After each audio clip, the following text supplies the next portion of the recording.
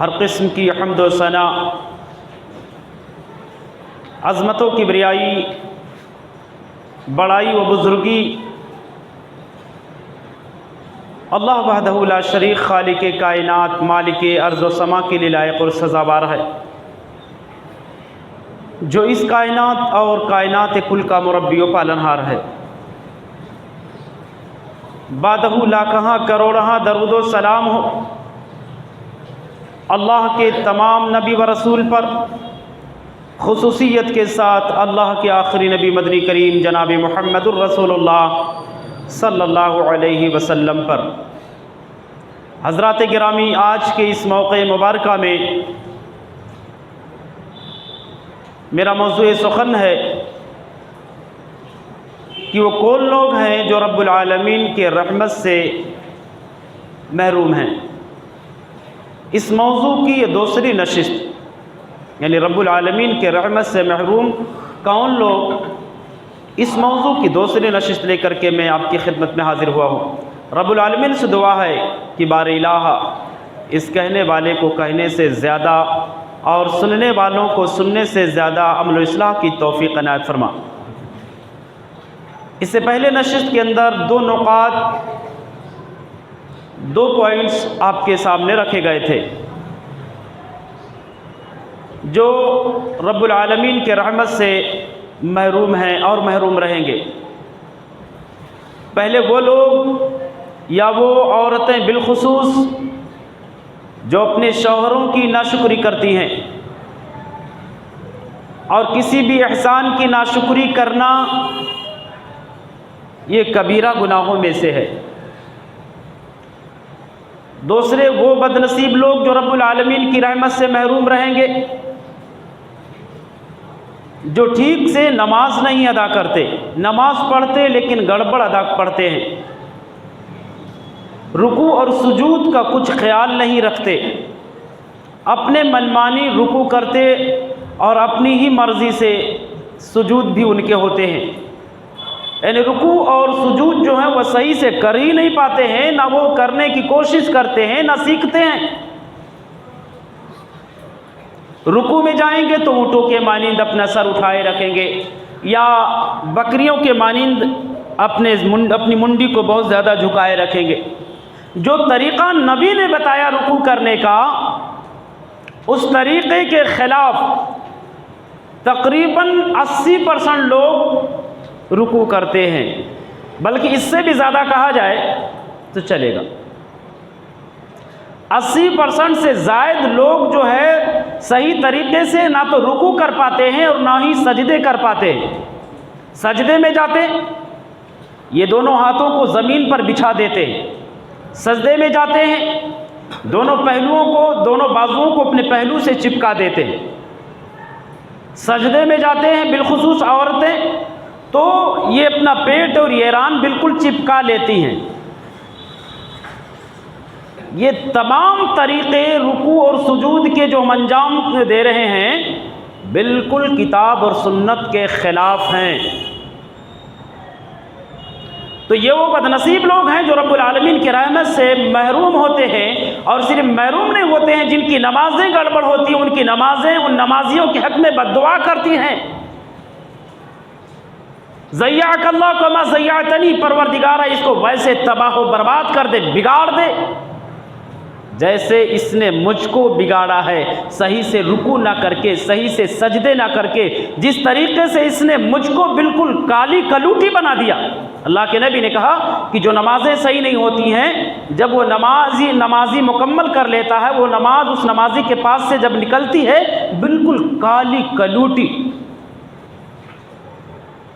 بالکل کالی بھجنگ ہوتی ہے، بالکل سیاہ،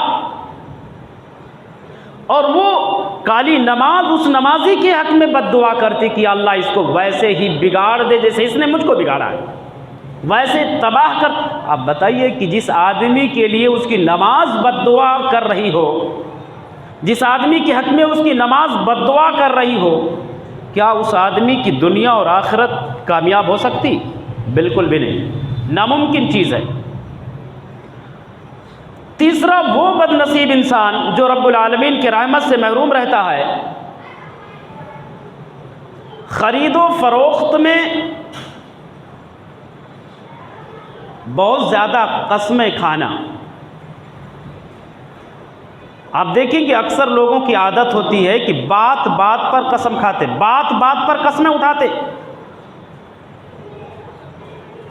اور اللہ تبارک و تعالیٰ نے قرآن مجید کے اندر ارشاد فرمایا وَلَا تُطِعْ كُلَّ حَلَّافٍ مَّهِينٍ، اے میرے پیغمبر ہر بکثرت قسمیں کھانے والوں کی بات نہ ماننا، ان کی اطاعت نہ کرنا. اس آیت کے اندر اللہ تبارک و تعالیٰ نے ہمیں اور آپ کو اس دھرتی پر رہنے بسنے والے تمام کے تمام انسانوں کو یہ میسج دیا، یہ پیغام دیا کہ بہت زیادہ جو لوگ قسمیں کھاتے ہیں ان کی باتوں پر یقین نہ کرنا، بھروسہ نہ کرنا.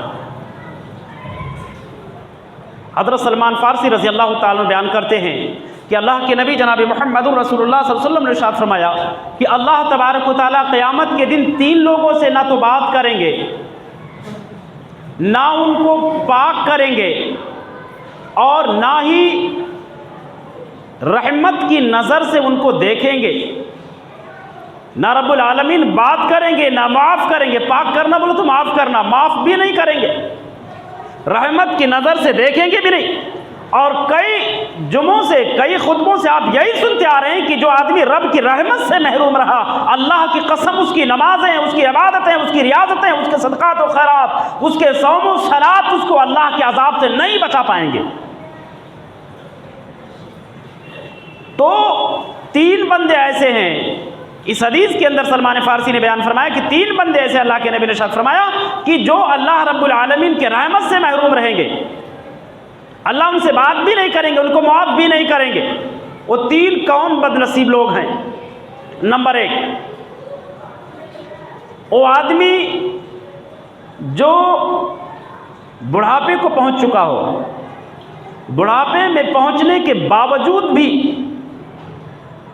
مرحلے کبر سنی کے باوجود بھی وہ آدمی بدکاری کا ارتکاب کرتا، راستوں کے کنارے بیٹھ بیٹھ کر کے حسیناؤں کا دیدار کرتا ہے اور لطف اندوز ہوتا ہے. آپ کو کئی ایک ایسے بزرگ ہستیاں ملیں گی، ایسی بڑی بڑی شخصیتیں آپ کے نظروں کے سامنے رونما ہوں گی. آپ راستے میں چلیں گے تو یہ راستے ہیں جن راستوں کے کناروں پر بیٹھنے سے مذہب اسلام نے پابندی لگایا ہے. یہ امت مسلمہ انہی راستوں کے کناروں پر بیٹھی رہتی ہے.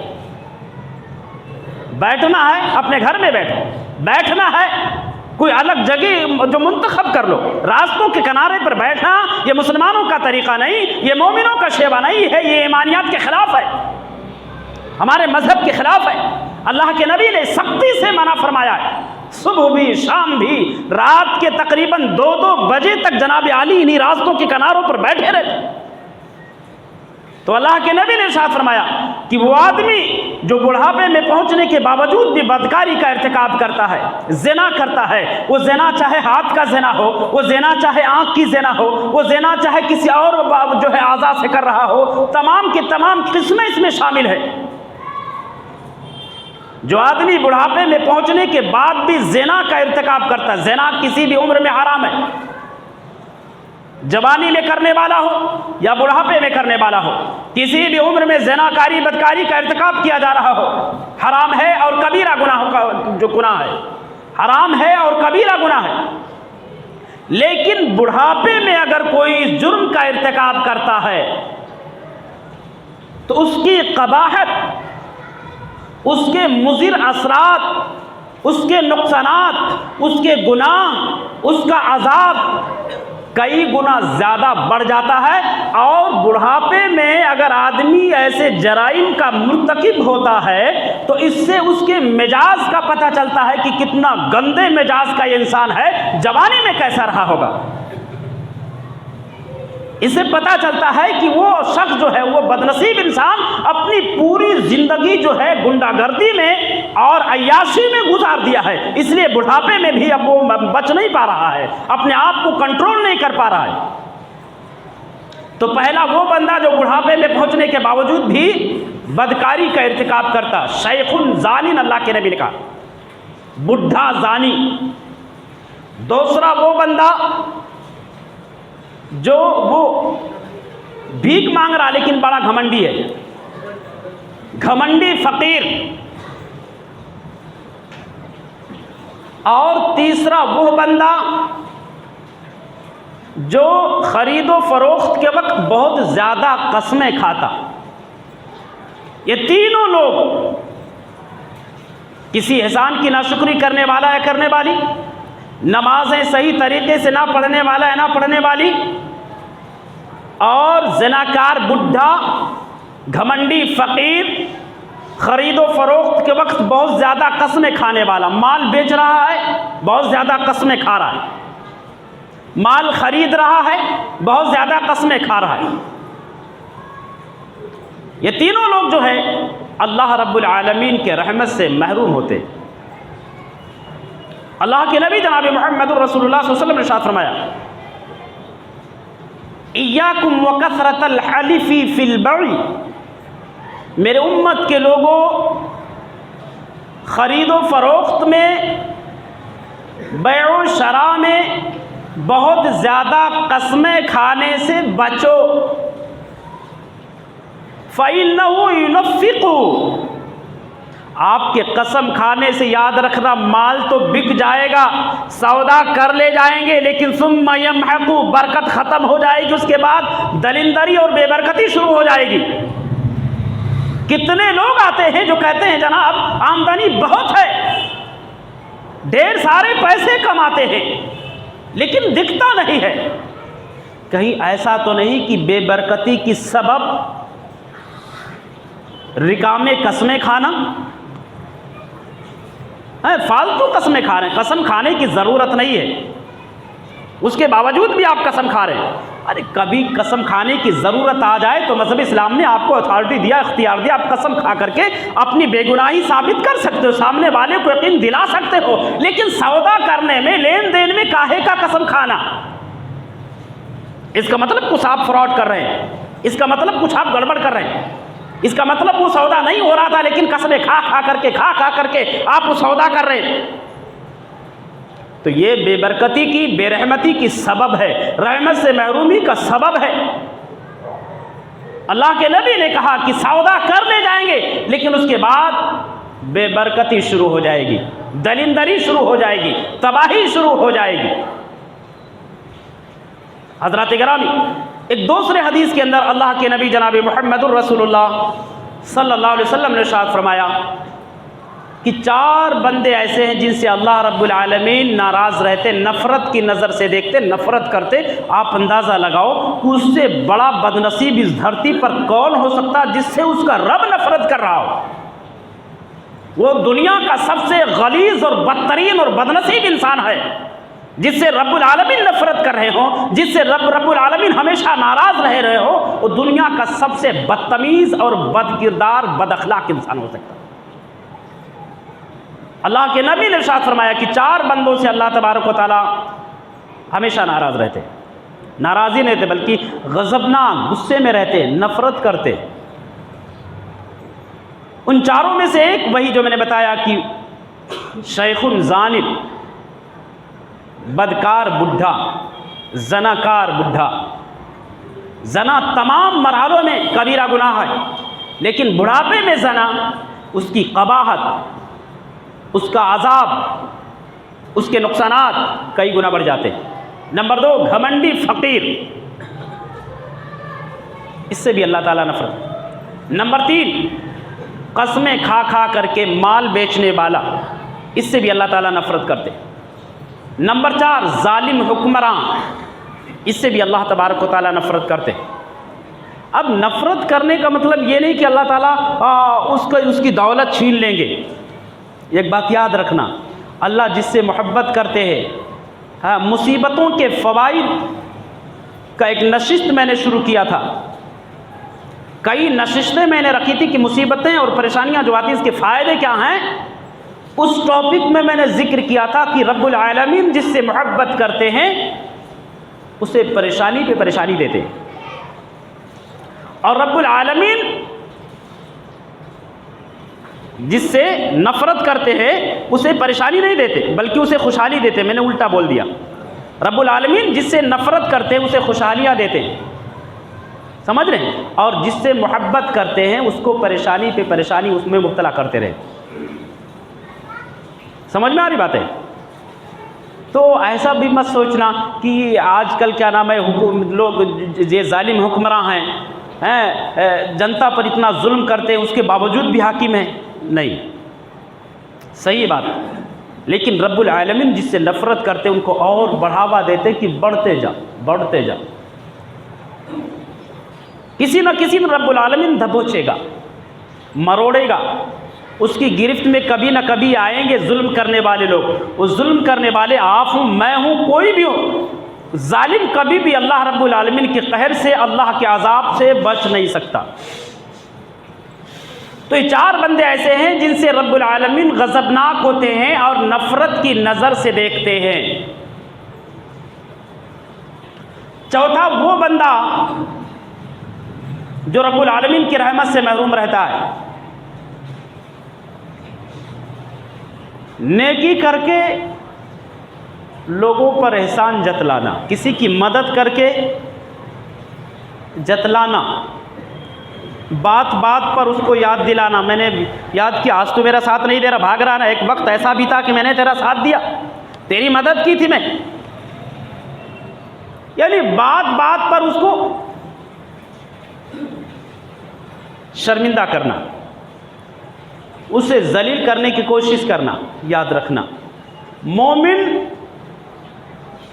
احسان جو کسی پر کرتا بدلے کی نیت سے نہیں, مومن مدد کسی کی کرتا کسی منفعت کی نیت سے نہیں, مومن کسی کا سپورٹ کرتا, کسی کی کوپریٹ کرتا, کسی کا ساتھ دیتا ہے تو وہ کسی مقصد کے تحت, کسی غرض کے تحت نہیں کرتا ہے, بلکہ رب العالمین کی رضا کے خاطر, رب العالمین کی خوشنودی کی خاطر, اپنی آخرت کو سنوارنے اور سنبھالنے اور سجانے کی خاطر وہ بندہ کسی کے ساتھ احسان کرتا. کیونکہ اللہ تبارک و تعالیٰ نے قرآن مجید کے اندر ارشاد فرمایا کہ اچھے لوگوں کی خاصیت ہوتی ہے, اچھے لوگوں کی پہچان ہوتی ہے, وَيُطْعِمُونَ الطَّعَامَ عَلَى حُبِّهِ مِسْكِينًا وَيَتِيمًا وَأَسِيرًا, کہ اچھے جو لوگ ہوتے ہیں وہ اللہ رب العالمین کی محبت میں مسکینوں کو, یتیموں کو اور قیدیوں کو کھانا کھلاتے, اور کہتے بھی انما نطعمکم لوجہ اللہ, صرف اللہ کی رضا کی خاطر میں نے کھانا کھلایا ہے. انما نطعمکم لوجہ اللہ لا نريد منکم جزاء ولا شکورا, نہ تو ہمیں بدلہ چاہیے اور نہ تو شکر گزاری چاہیے. ہم نے اس لیے کھلایا ہے کہ میرا رب راضی ہو جائے, ہم نے اس لیے کھلایا ہے کہ آخرت کا منزل میرے لیے آسان ہو جائے, مرحلے آخرت میں ہمارے لیے آسانیاں پیدا, اس لیے میں نے کھلایا ہے. تو احسان کر کے اس کو جتلانا, نیکی کر کے اس پر کیا نام ہے اسے شرمندہ کرنا. آپ نے اس لیے ساتھ نہیں دیے تھے کہ وہ آپ کا ساتھ دے گا. احسان کے بدلے احسان مومن نہیں کرتا ہے, بلکہ مومن احسان کرتا ہے تو اپنے رب کو راضی کرنے کے لیے. اللہ تبارک و تعالیٰ نے قرآن مجید کے ارشاد فرمایا وَلَا تَمْنُن تَسْتَكْثِرْ, کہ زیادہ کی خواہش میں کسی کے ساتھ احسان نہ کرو, یا احسان کر کے زیادہ کے طلبگار نہ بننا. دوسری جگہ پر اللہ تعالیٰ نے ارشاد فرمایا یا ایھا الذین آمنوا لا تبطلوا صدقاتکم بالمن والأذى كالذی ينفق مالہ رئاء الناس ولا یؤمن باللہ والیوم الآخر. اے ایمان والو, اپنے صدقات کو برباد نہ کرو. کیسے؟ احسان جتلا کر کے. ہم نے کسی کی مدد کی تو وہ صدقے کا ثواب ہمیں ملا, سمجھ رہے ہیں, وہ صدقے کا ثواب ہمیں ملا. تو اللہ تعالیٰ نے کہا کہ اب اس صدقے کو احسان جتلا کر کے, اذیت پہنچا کر کے برباد نہ کرو. ہم نے بہت مدد کی ہے تمہاری, بہت ساتھ دیا تمہاری, کتنے بار تمہاری مدد کی ہے, احسان نہ جتلاؤ. احسان جتلا کر کے اس کے جو فوائد ہیں, جو ثواب آپ کو ملے ہیں, آپ کے انعام اعمال میں جو نیکیاں لکھی گئی ہیں اس کو ضائع نہ کرو. اس آدمی کی طرح سے کالذی ينفق مالہ رئاء الناس ولا یؤمن باللہ والیوم الآخر، اس آدمی کی طرح سے جو اللہ کے راستے میں خرچ کرتا ہے لیکن اللہ پر و آخرت پر یقین نہیں رکھتا، لوگوں کو دکھلانے کے لیے خرچ کرتا ہے، شہرت کے لیے، ریا اور نمود کے لیے، ریاکاری کے لیے خرچ کرتا ہے، اس آدمی کی طرح سے تم بھی خرچ کر کے احسان جتلا کر اور تکلیف دے کر کے اس کو برباد نہ کرو، اس کی نیکیوں کو ضائع نہ کرو۔ اللہ کے نبی نے ارشاد فرمایا کہ 3 بندے ایسے ہیں جن سے اللہ تبارک و تعالیٰ نہ تو بات کریں گے، نہ تو ان کا تزکیہ کریں گے، اور نہ تو ان کو جو ہے رحمت کی نظر سے ان کو دیکھیں گے، ان کے لیے دردناک عذاب ہے۔ 3 بندے،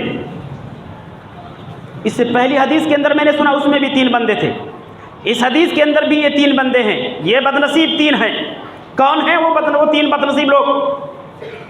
المسبل، لنگی پینٹ پیجامہ ٹخنے سے نیچے لٹکا کر گھومنے والے۔ ہماری لنگیاں یا ہمارے پیجامے یا ہمارے پینٹ، ہمارے ازار جو ہوتے ہیں کمر سے نیچے پہنے جانے والے لباس کو ازار بولتے ہیں، سمجھ رہے ہیں؟ تو وہ اگر ٹخنے سے نیچے ہے تو وہ بدنصیب لوگوں میں سے ہے جو رب العالمین کی رحمت سے محروم ہوں گے۔ المسبل، اور ایسے آدمی کی اللہ تبارک و تعالی عبادتیں بھی قبول نہیں کرتا ہے،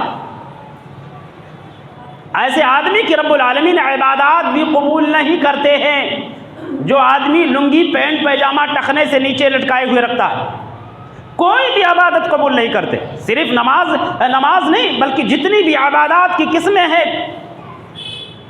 جتنی بھی شکل میں عبادتیں ہیں، ان تمام کی تمام عبادتوں کو اللہ قبول ہی نہیں کرتا اس آدمی کی، اس بدنصیب انسان کی جو لنگی پینٹ پیجامہ ٹخنے سے نیچے لٹکایا ہوا رہتا ہے، پہلا شخص۔ اور دوسرا والمنان، احسان جتلانے والا، احسان کر کے احسان جتلانے والا۔ ایک ہوتا ہے احسان جتلانا مقصود نہیں ہے، لیکن انسان کبھی کبھی اس کا تذکرہ کرتا ہے، مقصود احسان جتلانا نہیں ہوتا۔ احسان کب جتلایا جاتا؟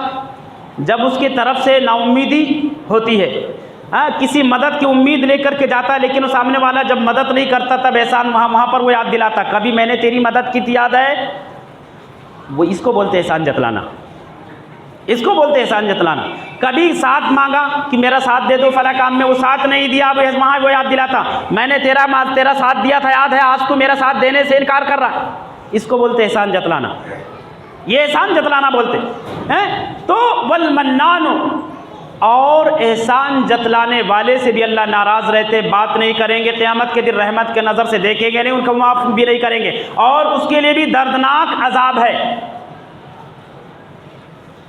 اور والمنفعۃ سلعتہ بالحلف الکاذب، اپنے سامان کو جھوٹی قسمیں کھا کھا کر بیچنے والا۔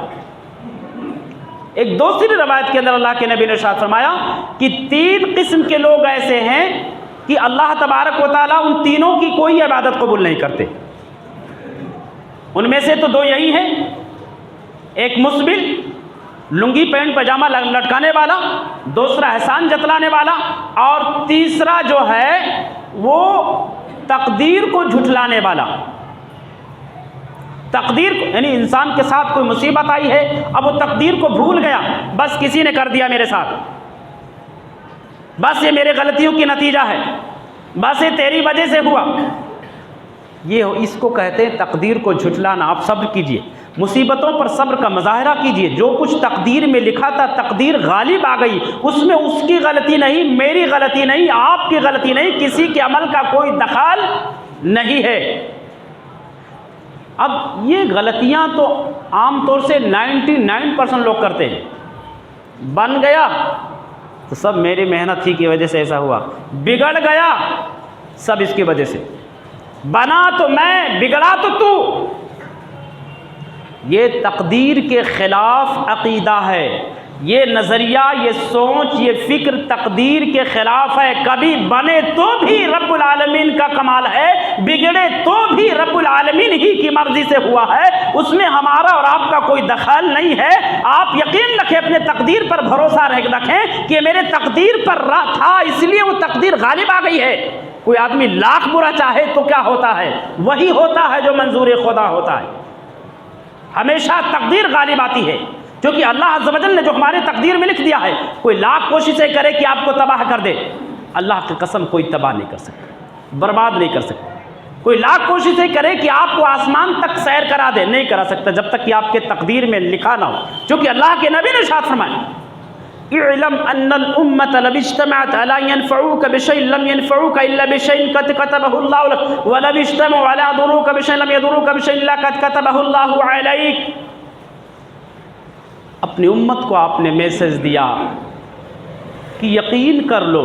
نبی نے کیا کہا؟ یقین کر لو، پوری دنیا مل کر اگر نفع پہنچانا چاہے تو نہیں، اتنا ہی نفع پہنچائے گی جتنا اللہ نے آپ کے تقدیر میں لکھ دیا ہے۔ پوری دنیا مل کر اگر آپ کو نقصان پہنچانا چاہے تو نقصان بھی نہیں پہنچا سکتی، ہاں اتنا ضرور پہنچا سکتی جتنا اللہ نے آپ کے تقدیر میں لکھ دیا ہے۔